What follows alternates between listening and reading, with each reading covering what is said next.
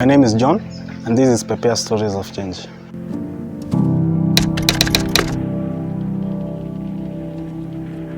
My name is John Mwangi.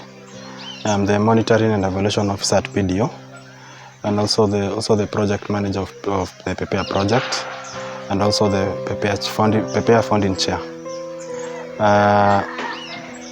My career started I came to PDO as a client, and I've risen all the way to the position that I am now. My story started way back as a child. I grew up as a very happy child who loved sports, enjoyed sports. I loved anything that is fun. And my life looked bright, and it was so unfortunate that at my time in Form 2, I started experiencing symptoms of low moods. I started isolating myself, and it is at that point I never knew what was happening. I sought help from many hospitals. I was given various diagnoses, and yet none of those diagnoses gave me the relief that I wanted. Hey John, are you okay? Yeah, I'm fine. I'm okay. Why do you seem you? So why? No, I'm just tired. I'm okay. But in some point, I was diagnosed with anxiety disorder, but still it never gave me the relief that I wanted. So I struggled all through my education life, that is my high school life, then joined campus, then completed campus.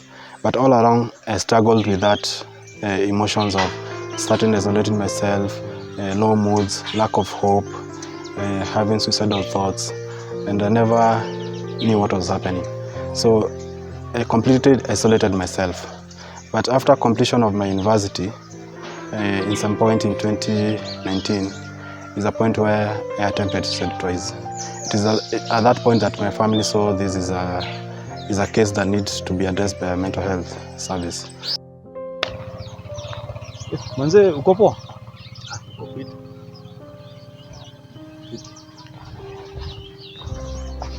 So that's how I found myself in a government mental health institution.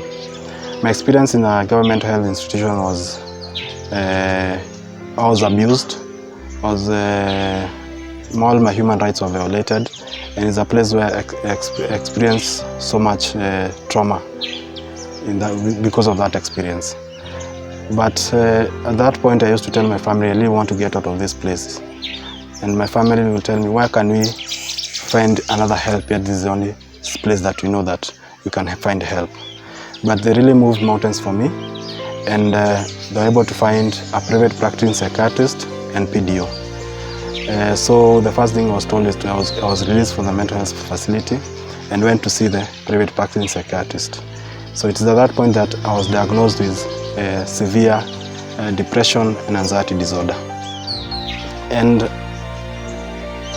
the way I was received by the psychiatrist was in a humane way, and also the way also PDO received me, because I started going to therapy at PDO. I was received in a humane way. I felt loved, and I felt respected as a human being. Both the treatment plans with PDO and the private practicing psychiatrist was a plan that we developed together. It was never imposed on me. So it's at that point in around 6 months, I was in a stable position. And it's that point when the psychiatrist says, now the rest of work has remained is for PDO. So PDO worked with me through the therapy sessions, integrating me back to society, building my confidence back. And I took a course that is mental health gap that PDO trains, and I was trained as a lay counselor. And it's at that point that I came to understand mental health in a deeper perspective, and it's at that point I accepted my condition. And I learned more and became more self-aware of it. And it's at that point when PDO now decided to bring a youth-friendly project, that is the Pepea project. And when it started, I was chosen as the first founding Pepea chair in the support group. My role as the support group chair was to be the link between the support group and PDO, and also coordinate the activities of the support group. And I later on joined the first cohort of Pepea Champions and became a champion, and I started advocating for mental health by sharing my lived experience story. Through that, PDO was able to see my leadership skills, the self-motivation, the way I was able to handle the champions. During the Pepea, when I was in Pepea, I was able to gain the confidence and also start my own business, which is the wines chicken business. I'm one person who becomes motivated by the story of wolves. The story of wolves is a story where wolves have self-determination, self-drive, and they don't give up.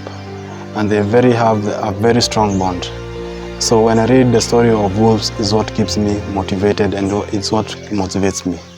And also what motivates me to do the most of the advocacy work is having gone through the abysses of having received poor mental health services, is what motivates me to share my story, so as to challenge and able to change the society views on how to treat persons with mental health. And me seeing a person recover as a result of the advocacy I've done, reaching out to the person, then coming back and getting help, it was motivates me to keep going and doing this advocacy work. I am one person who, through therapy, I became more self-aware. And I'm a person who has now, as I become more self-aware, I know when my moods are going low, I know when I'm not okay, and when I'm not okay, I'm able to reach out to do some of the coping skills that I've adapted. One of the coping skills that I've adopted is swimming, and this is something that has enabled me to unwind, rejuvenate, and exercise and release the happy hormones. And this is what keeps me relieve the stress I'm going through. Also, another thing that I'm able to adopt is I'm a person who enjoys sports. I am a football fan, and watching sports also keeps me unwinding and releasing the negative energy. So those are some of the coping skills I'm able to adapt. But also because of becoming more self-aware, I'm able to reach out when I'm not okay. So when I feel I'm not okay, I'm able to reach out to my therapist and have a conversation. And when I see me and the therapist, when you go through and see things are not working out, then I'm able to go and see my psychiatrist. One of the most challenges that I've experienced in mental health is finding the correct treatment, because the society believes that for mental health treatment you have to be incarcerated. That is far from the truth. From when I look back at my journey, I see if I had found PDO earlier on during my treatment plan, because I was able to recover in a community environment where I was with my family, a place where I felt loved, and this enabled me to recover easily. So one of the challenges I found is being incarcerated is one of the, I don't wish it for anyone to go through. My message of hope to the world out there is that in this world there's nothing that does not have a solution, and no matter what you're going through, there's a solution from it. All of that one needs is to reach out, and reaching out is the first step to recovery.